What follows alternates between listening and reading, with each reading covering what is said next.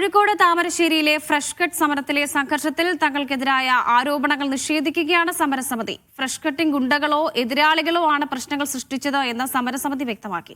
അതിനിടെ DYFI block സെക്രട്ടറിക്കെതിരെ അടക്കം police കേസെടുത്തത് പുനഃപരിശോധിക്കണമെന്ന് ഡിവൈഎഫ്ഐ താമരശ്ശേരി ബ്ലോക്ക് കമ്മിറ്റി ആവശ്യപ്പെട്ടു. താമരശ്ശേരി സമരത്തിൽ SDPI നുഴഞ്ഞുകയറി പ്രശ്നങ്ങൾ സൃഷ്ടിച്ചുവെന്നാണ് CPMന്റെ ആരോപണം. എന്നാൽ ഇതിനെല്ലാം തള്ളി സമരസമിതി തന്നെ രംഗത്തെത്തി. എല്ലാ രാഷ്ട്രീയ പാർട്ടികളും സമരസമിതിയുടെ ഭാഗമായിരുന്നുവെന്ന് ഫ്രഷ് കട്ട് സമരസമിതി ചെയർമാൻ പറഞ്ഞു. കുട്ടികളെയും സ്ത്രീകളെയും കവചമാക്കിയെന്ന പോലീസ് ആരോപണവും സമരസമിതി നിഷേധിച്ചു. ഫ്രഷ് കട്ടിന്റെ ഗുണ്ടകളോ ഇവരുടെ എതിരാളികളോ ആണ് പ്രശ്നങ്ങൾ സൃഷ്ടിച്ചതെന്നും ഇവർ വ്യക്തമാക്കി.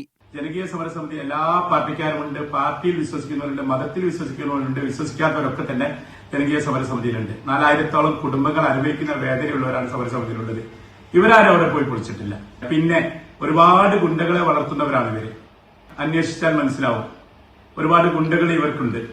അവരാണോ ഇത് ചെയ്തതെന്ന് ഞങ്ങൾ സംശയിക്കുന്നുണ്ട്. സംഘർഷത്തിൽ ഡിവൈഎഫ്ഐ താമരശ്ശേരി ബ്ലോക്ക് സെക്രട്ടറി മെഹ്റൂഫാണ് ഒന്നാം പ്രതി. ഇത് പുനഃപരിശോധിക്കണമെന്ന് ഡിവൈഎഫ്ഐയും ആവശ്യപ്പെട്ടു. മെഹ്റൂഫ് അനുനയ ശ്രമമാണ് നടത്തിയത്. സമരത്തിന്റെ മറവിൽ മുതലെടുപ്പ് നടന്നുവെന്ന് പരിശോധിക്കണമെന്നും ഡിവൈഎഫ്ഐ താമരശ്ശേരി ബ്ലോക്ക് കമ്മിറ്റി ആവശ്യപ്പെട്ടു.